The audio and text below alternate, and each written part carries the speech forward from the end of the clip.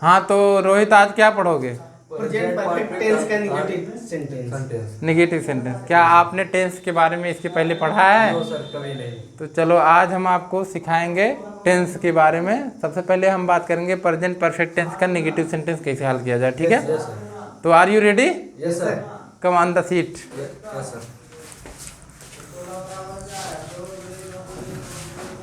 हाँ तो guys, this is my YouTube channel Bake Smile, और जैसा कि आप लोग देख रहे हैं रोहित और सुनील दो स्टूडेंट है जिनको टेंस के बारे में पता नहीं है। तो आज हम इनको सिखाएंगे टेंस को आखिर कैसे समझा जा सकता है।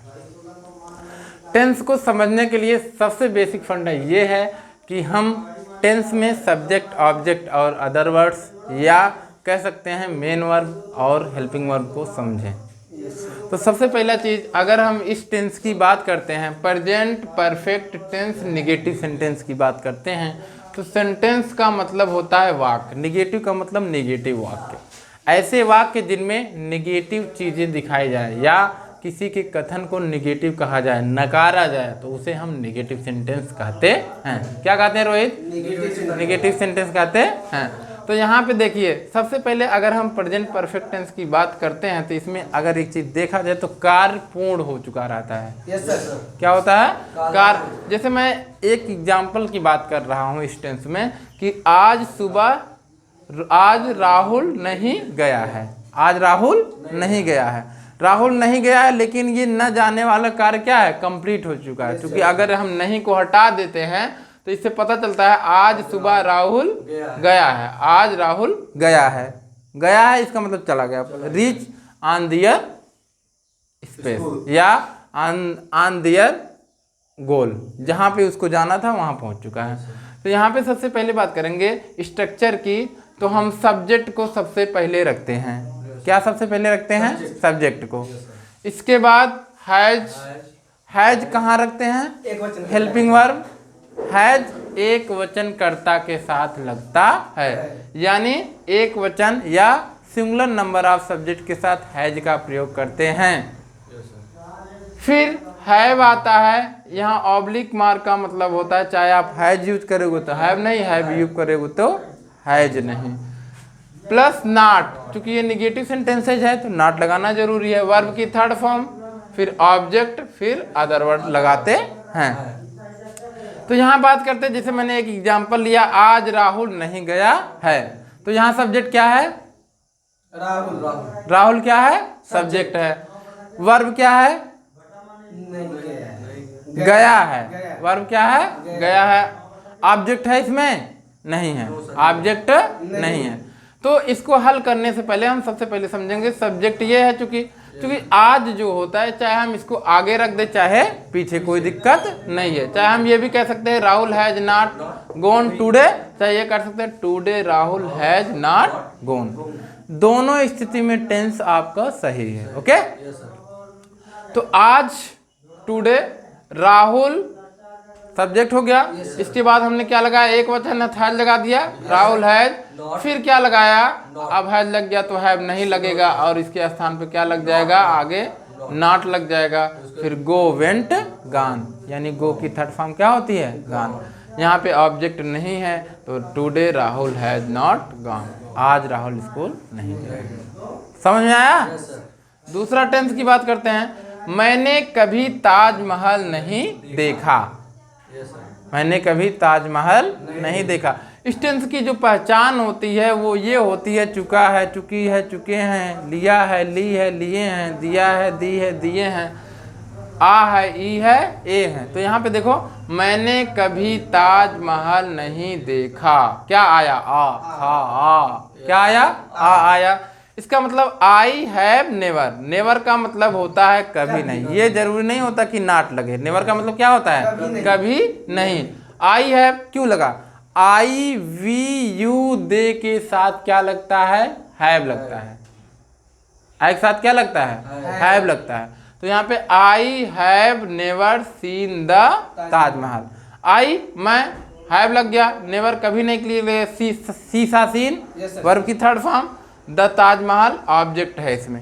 मतलब देखने की क्रिया, हमारी आंखें किसको देख रही हैं? ऑब्जेक्ट। ऑब्जेक्ट को देख रहे हैं और वो ऑब्जेक्ट है क्या, द ताजमहल। चाहे नेवर रखो चाहे नॉट रखो, बात एक ही। नहीं, बात एक ही नहीं, चाहे नेवर रखो या नाट रखो, एक ही बात नहीं। अगर कभी नहीं आएगा तो आप नेवर रखेंगे और अगर नहीं आएगा केवल तो आप नाट रखेंगे। बात समझ में आई? Yes sir. तो दूसरे सेंटेंस की ओर चलें, यस सर, आपको बताना होगा। Yes sir. ठीक है, चलते हैं दूसरे सेंटेंस की ओर।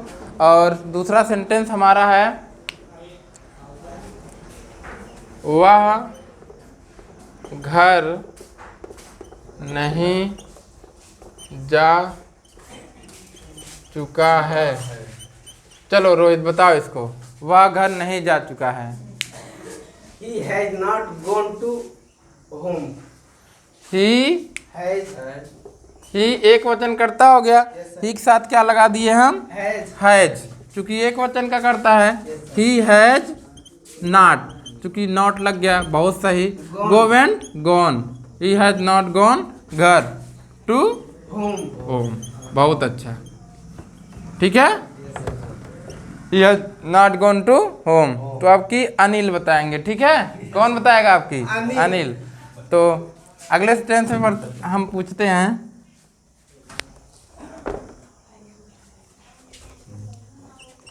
वह पुस्तक पढ़ चुकी है। वह पुस्तक पढ़ चुकी है। अनिल बताओ।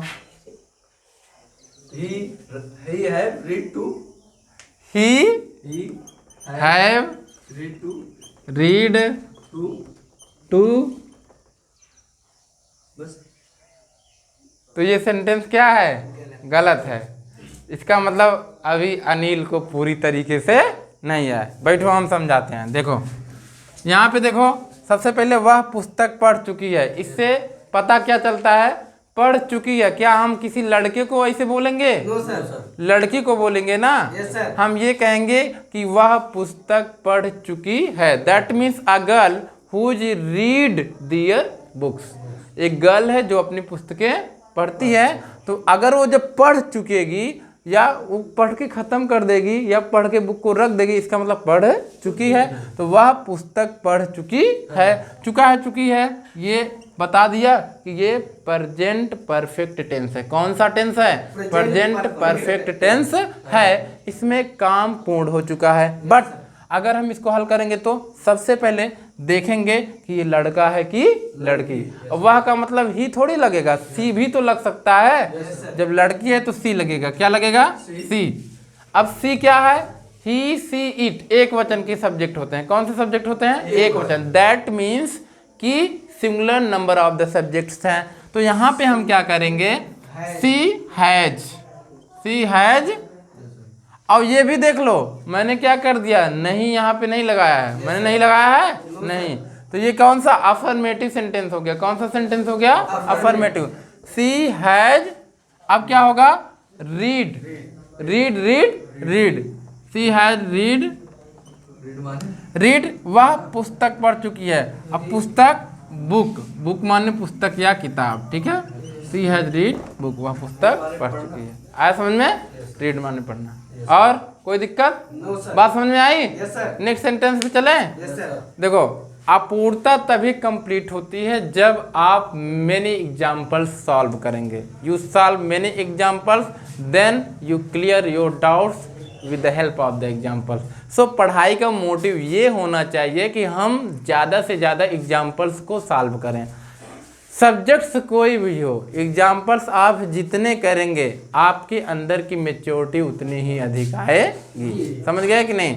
एक्सपीरियंसेस तभी आते हैं जब हम एग्जाम्पल्स को ज़्यादा से ज़्यादा हल कर देते हैं। रास्ते में अगर छोड़ दोगे तो वो भी किसी न किसी दिन तुम्हें छोड़ देगी। बात समझ आई कि नहीं आई? आया समझ में? तो रास्ते में मत छोड़ो ताकि एक्सपीरियंस आए। चलो, तो अगला एग्जाम्पल हम लेते हैं। जैसे मान लिया, हमने क्या लिया कि वे सब मोबाइल नहीं चला चुके हैं। वे सब मोबाइल नहीं चला चुके हैं। देखो, कुछ मिटा देते हैं ताकि हमारा स्पेस जो है खाली हो जाए।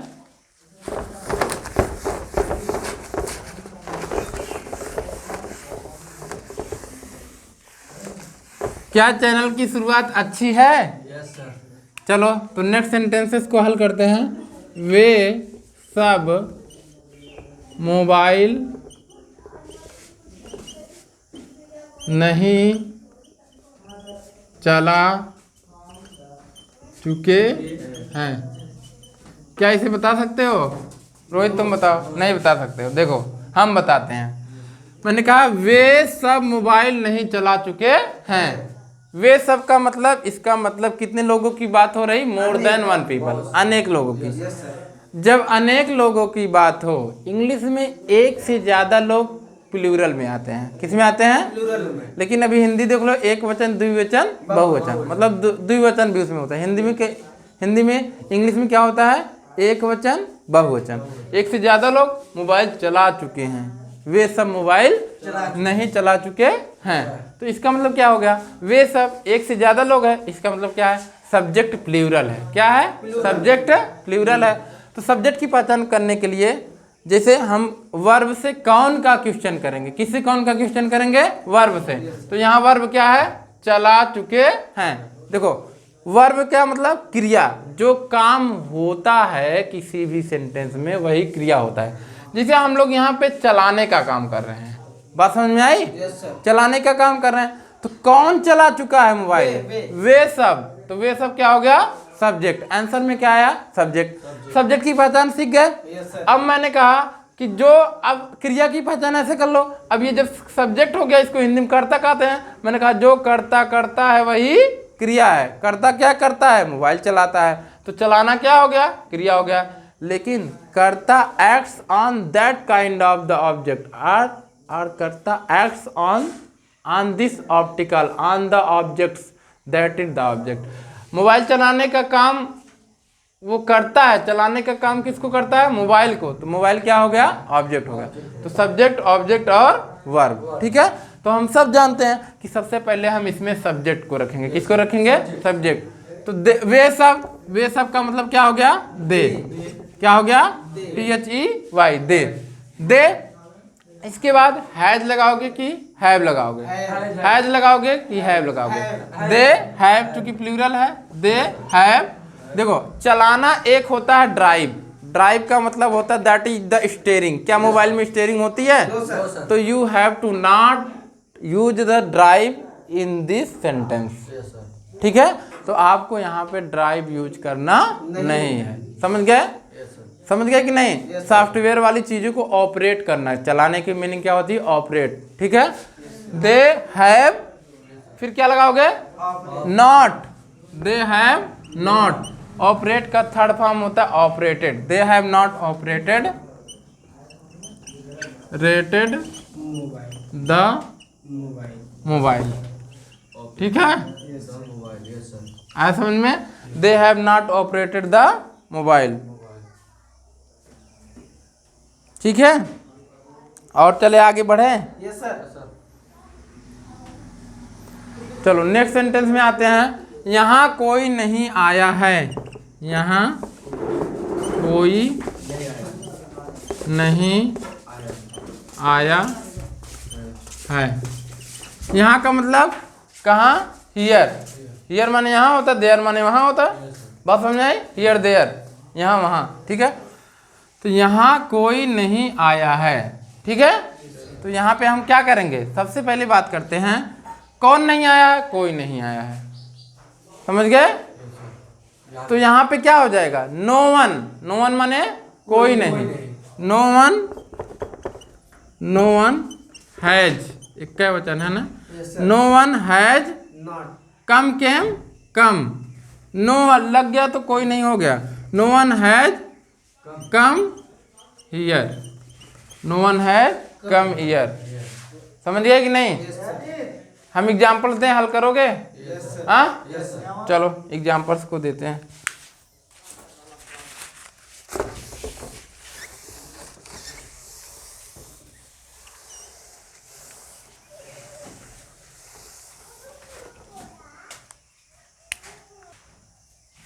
तुम आम खा चुके हो।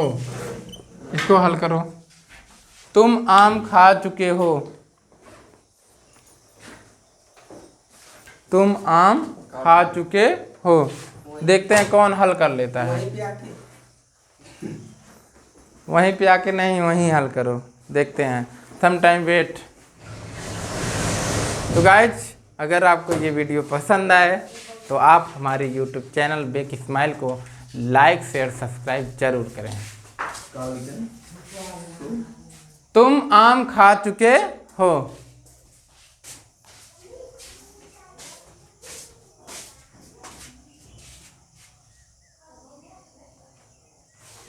तुम आम खा चुके हो, इसको बताओ।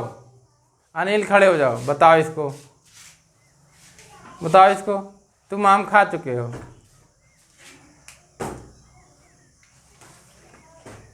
आम, आम को हम क्या कहते हैं अंग्रेजी में? मैंगो। तो अब बताओ इसको पूरा तक।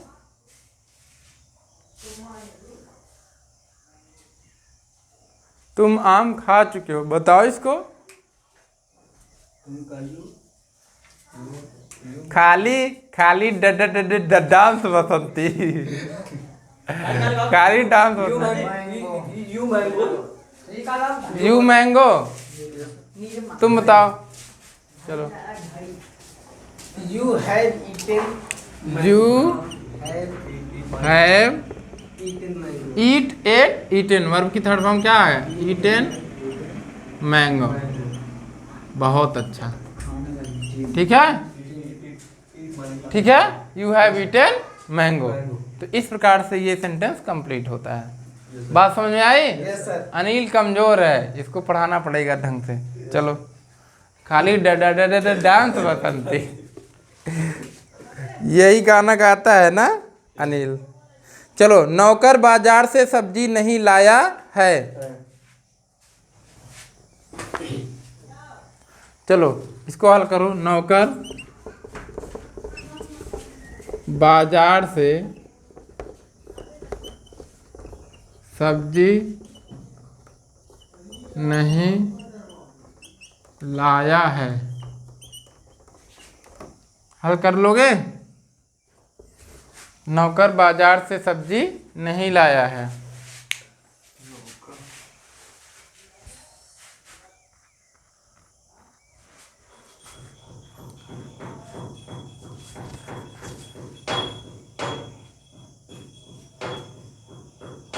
Guys, support this channel Bake Smile and share and like the subscribe my our videos and support me। नौकर बाजार से सब्जी नहीं लाया है। तो गाइज, आप लोग भी सॉल्व करके दिखाइए। नौकर बाजार से सब्जी नहीं लाया है। मान लीजिए रोहित और अनिल करने में लगे हैं, देखते हैं कौन पहले करके दिखाता है। सबसे पहले नौकर कौन होता है? सर्वेंट। सर्वेंट का मतलब क्या होता है? नौकर। नौकर होता है। चलो बताओ अब, बोलो। Servant has not. Servant Has not. Has not. Market to vegetable. गलत, पूरा गलत। तो हमारा सांबा तू खड़ा हो जा। हमारा भी गलत नहीं आ रहा है। हाँ, बता दो सर। बताओ जो लिखे हो बताओ। Servant has not to vegetable. गलत है, बसंती को बुलाओ। चलो देखो, इधर देखो। नौकर, जैसे नौकर है ना, Yes sir. सबसे पहले क्या होगा? सब्जेक्ट कौन है? कौन सब्जी नहीं लाया है? नौकर। तो सबसे पहले सब्जेक्ट नौकर हो गया, तो हो जाएगा द सर्वेंट। क्या हो जाएगा? The servant. द सर्वेंट, ठीक है। फिर क्या लगाओगे? हैज। एक वचन है, नौकर एक का है ना कि 10 नौकर हैं? एक ही है। The servant has not. और लाना का होता है bring. Bring, brought, brought. The servant has not ब्राट।